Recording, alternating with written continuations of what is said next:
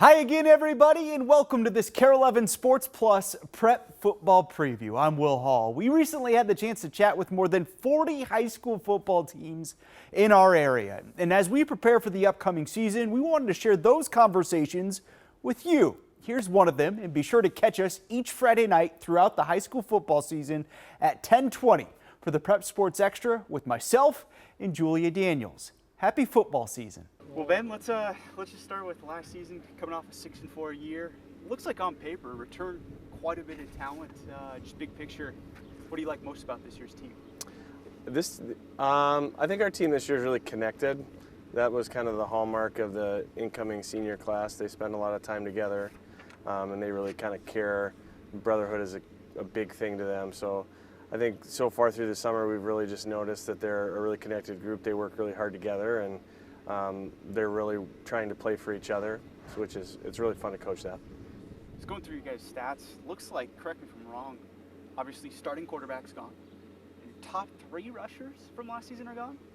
Yep. How do you go about replacing that pivotal area of your offense? Yeah, I don't think you can really replace those guys, right? Like they 2-year starters, a lot of them. Yep. Actually, all 4 of them, right? And so there's a lot of youth guys coming through, but one of the things that I think is unique or special about our team is that we're always developing the kids below them, and so they may not have a ton of rushes, but they got to watch, right? The guys that were there last year and the year before got to watch really good running backs before them, and the same thing. And so the running back room is really good like that way.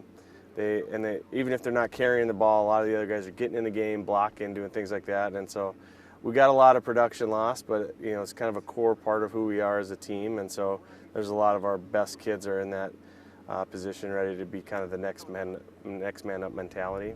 Speaking of, do you have a bell cow? Do you have that guy that's emerging? Yeah, I mean, I think we have a handful of guys, right? Nick Swanson was kind of the running back in waiting last year. He got some carries towards the end of the season. Then there's just a handful of other guys really competing. So there's a lot of juniors that are hungry, that want to be one of those bell cow guys, and they're working, and so they're making it tough on us coaches to have to pick a couple of them. How's the QB spot look? Good. There's a battle there. There's 2 seniors and a junior. They're all competing. They all bring a little bit something different to the table, and so it really is going to come down to who can shine the most. And I'm not afraid to play them all kind of early in the season either, to see who our best guy is. Defensively, Carter coming back. Yeah.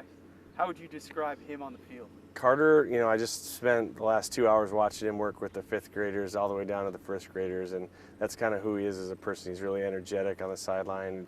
Nobody's going to know more than him. He's just a really highly intelligent kid, and he's really personable. And then he also wears like this, mask on game day where it's like, that's the kid that I was just talking to. He's a super nice kid, and then he comes out and plays like with his hair on fire. And so he's kind of all of those things. He has probably the most snaps returning out of any player that we've had, right? So he's a leader on our team, kind of the heartbeat kid. Everybody defers to him when it comes to that. And he's a tone setter, and so as long as he can make sure we're lined up right, and then everything's going to work from there. Thoughts on the schedule this year? I'm excited to have Prior Lake and Shakopee back with us. I feel for those guys. It feels like they ping pong back and forth from the west to the south, but our conference is better with them in it. And then our crossover games, Moundsy's a really good, well-coached program.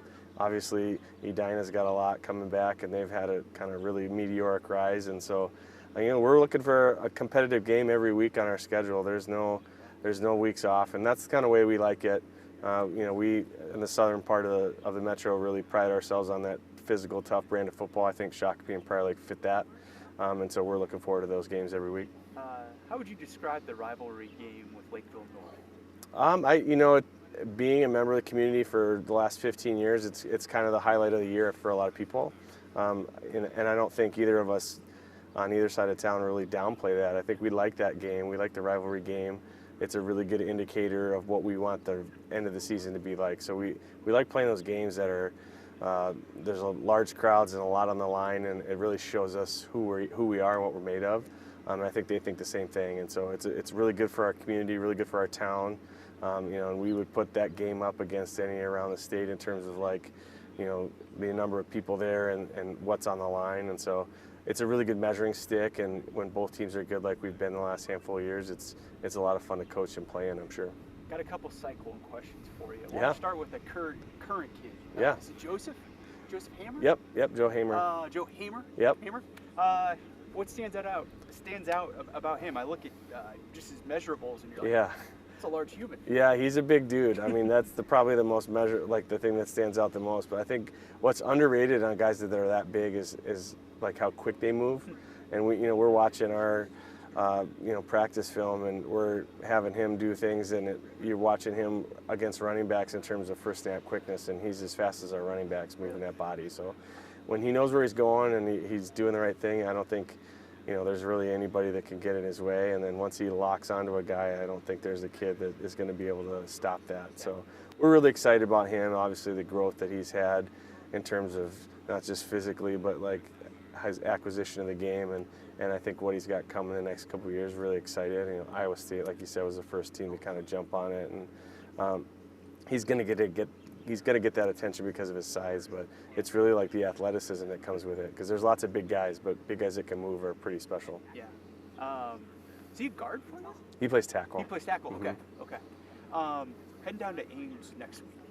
Catch up with Carson. Yeah. I'm just curious. You reflect on his season he had last year.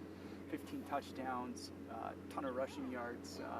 How proud are you of him and where he is today? Yeah, we're super proud, right? Like our community on our side of town, our coaches, like he's somebody that we really revere. And it's really like his on-field success is really cool to see but it's like it's not a surprise to any of us that know him because of the way that he works and the time that he puts in. And so it's really fun to see the fruits of his labor in that way. And he's getting some national attention and things like that. It's all well-deserved.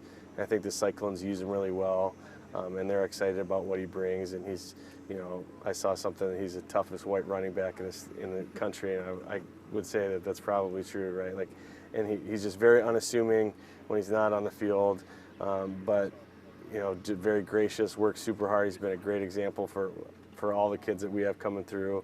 And so really proud of what he's doing down there, and hopefully he's got 2 more years of that. On the field, what makes him so special? Is it one characteristic? Yeah, vision, right? So talking to their coaches, at that level, you got to be able to see a hole and go and kind of anticipate and read linebackers and blocks, and I think that's what they think they like about him. It's what we liked about him, right? As we go through his high school season, and you can see some of the cuts that he makes, and part of it is the deception offense that we run, but part of it at that time was really his ability to see the hole coming and be there when it opens. And he does that at that level too. And they've been able to kind of change who they are to match his identity, their identity about being a power running team and pull guards and do some things that he was really good at. And then he uses that vision to make things go. So it's really fun to watch. A couple fun ones for you to wrap up. Best pizza spot in Minnesota? That's a good question. I would go in Minnesota, the whole state. I have a friend who owns Mothership Pizza Paradise in Minneapolis. That pizza's been really good. So he's a good friend, and I'm just going to give him that plug. I wouldn't say it if the pizza was bad. It's really good. I just ate there for the first time the other day. Yeah, it's good, isn't it? I live in St. Louis Park. It's okay. in Edina. Yeah. I was like, this is really good pizza. It's solid. Yeah. Love it. How would you describe the perfect sandwich? The perfect sandwich. I was just having a conversation with my daughter of is a hot dog a sandwich. So I'm going to say yes, it is. And Okay. I'm going to say the perfect sandwich is a Chicago-style hot dog. Okay. I could go for one of those right now. Yeah. Controversial take right there. That's right. I like it. If you could have dinner with one current Minnesota high school head football coach, who would it be and why? Oh, that's a good question. I'm fortunate enough to get to know some of the coaches around the state outside of just our program. And I mean, I really think some of the guys around, especially in the outstate, they do such a good job with their program, and I always look for mentors. And so guys like Dwight Lundeen that have been doing it forever, Ron Stolsky, I've had a chance to eat lunch and breakfast with him, so I guess I can't say that. But some of those guys that, like, outstate Minnesota, I'd pick Dwight Lundeen just to pick his brain on how long he's been coaching and all that success. Kind of wild when you think about his resume and how long he's been doing it.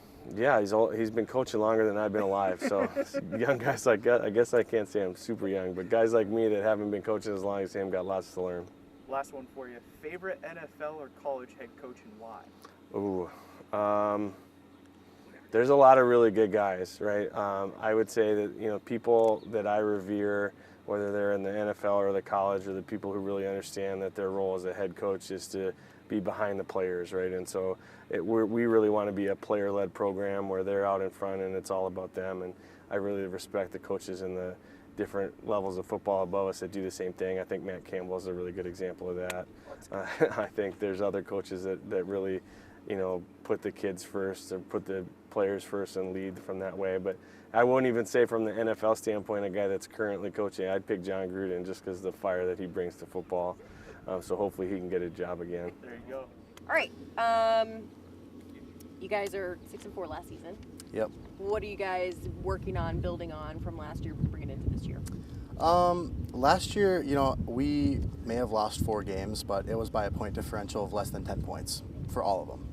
So I think us working on that focus when we're getting to the late game, when it really matters, when we need to get those extra 2 points, or when we really need that extra point at the end, keeping a cool head and just making sure we can finish at the end, because I think that's our biggest thing that we need to work on. What's just, you feel like the overall mindset of this team is headed into this year? We're all just focused. I mean, you know, everybody likes to have a good time and, you know, have fun at practice, but at the same time, we all have that same chip on our shoulder and that same focus that we need to do better, you know, when it comes to that late game, kind of like I said with a couple extra points. But I think just mindset is keep pushing forward and work harder than we did last year. You guys have to replace your quarterback and top 3 rushers. Yes. From last season. What's Yes. that been like? Well, I really like those guys. I was blocking for those guys for 3 years. Gavin Dean, I'll say replacing him is going to be really hard. He's left some pretty big shoes, but we got a couple talented guys we're looking at. You know, we got some battles going on at practice trying to figure out who's going to take that spot. And then the backfield, you know, right now we got a lot of guys that we can have step up, but I think it's really just going to come down to who can follow the line the best. You know, we're a very smash-mouth football kind of team, so it's going to be who can read the line the best and who can make the cut when they need to, rather than run 30 yards to the sideline and pray that they're faster than the cornerback on the other team. But, you know, we got a lot of good guys that'll step up and make some good plays. That was my next question. Like, who emerges as running back in your run-heavy offense? Okay, this is a sleeper take, but we have a new guy, Pierce McKenzie. Do you remember our running back last year, Hayden Egner? I'll say Pierce is exactly like Hayden Egner. He's a smash-mouth kind of guy. You got Nick Swanson. I think Nick Swanson is going to take over and fill for Connor Cade's shoes. He's a very talented guy. He knows when to cut. He's very strong, very smart. He's a good football player. But Pierce, I love that guy so much. He's just the kind of guy that's going to lower his shoulder and lay out another guy. And, you know, as a lineman, that's kind of my favorite thing to see. Somebody who's willing to lay the boom on somebody else. Yeah. I mean, that makes your life a little bit easier, huh? You're like, I didn't do all this work for nothing. Oh, yeah. When I see those running backs doing the same thing, it's like we're all on this boat together. Yeah. What's it like being on the line with Joseph? Joseph Hamer. Ooh. He's kind of like our graduate Caden Bonds. Both big guys, very talented. Loves football. You know, he's a good kid. I really like him. I'm hoping that I get to play more next to him than I think I'm going to, just because, you know, who doesn't want to play next to a 6'8", 350 guy, right? That's just going to make everybody's highlight tape look better. But at the end of the day, off the field, he's a really nice kid. He's really respectful. You know, I take him to lifting sometimes, and we have good talks in the car. And, you know, he'll ask me about schemes, but I'll say playing next to him is one of the most fun things you can do. You know, there's not a double team that you can lose, and makes both of you have a good time, you know. When everybody's winning, it's a good time. Yeah, no kidding. You guys have a gauntlet of a schedule. You open up with Mounds View. You've got North week 3, Edina, and then probably like a Rosemount to end your year. Mm-hmm. How do you guys just mentally prepare for a schedule like that? I think everybody knows that that's going to be our schedule, so there's no point in practicing and taking everything light because we have an easy game. We're going to do everything we can every single practice so that we can get ready for every game, but also at the same time, it's like I'm not thinking about Edina, I'm not thinking about these late games in the season. I'm just there to play good football every week, and whatever the coaches prepare for our scheme that week is what I'm going to practice and see how it goes. Take it week to week. I like it. All right, some fun ones. What is a sport that you've never played but you think you'd be good at? Volleyball. I love volleyball so much. If I was 100 pounds less in another lifetime, I'm playing volleyball. And then It's my volleyball favorite. just started for the boys. No, I in know. I go Minnesota. to all the home games. I love volleyball so It's much. So people, it's like a sleeper sport. People No, it sleep on is. it all the It time. is. It's so entertaining. It is. All right, one app has to go: Snapchat, Instagram, or TikTok. I don't really know. I probably Snapchat. I mean, I feel like all the people that I want to talk to, I have their phone number. Although at the same time, TikTok, because like all I do is just waste an hour and a half at a time. It's not like, I don't feel like I need any of those apps to live, but like Instagram's kind of nice because then, you know, my close friends or other people that I'm not in touch with, I get to see what's going on in their life. So I think Instagram is a for sure stay. Snapchat and TikTok, I don't really care. Those are all right. They can go. Favorite post-game snack or meal? Ooh, wow, these are good questions. You're asking the linemen all the right questions here. I'm a big meat eater, so anything meat. My dad makes some really good stuff on the grill.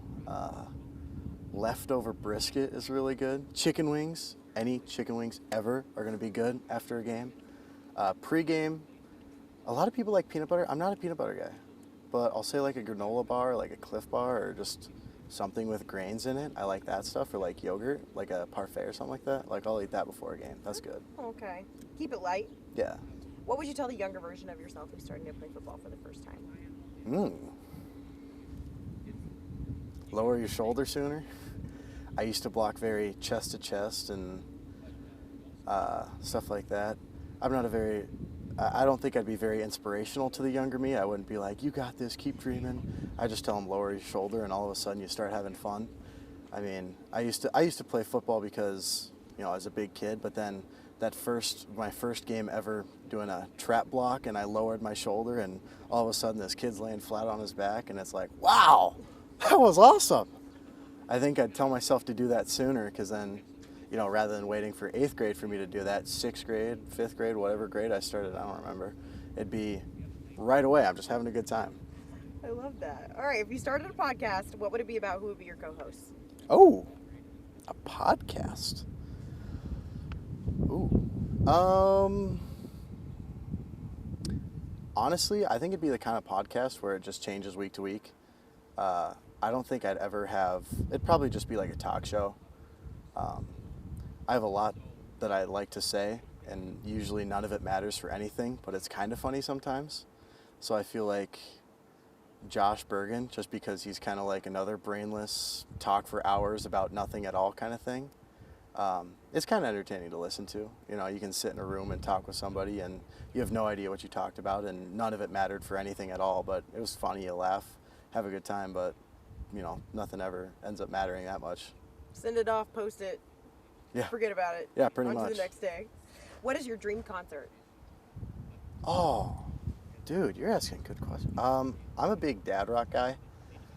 I would love to go to a Linkin Park concert. I know that Chester, their main singer, his name is Chester Bennington. I know that he's not alive anymore and he was like the guy at Linkin Park, but a Linkin Park or like a Volbeat concert, that'd be so cool. That'd be so cool. And then I get a bunch of band shirts and someday I'd pass them down to my kids or whatnot, but Yeah, some cool graphic tees. oh yeah. Best restaurant in Minnesota? Dude, okay. All right. Wow.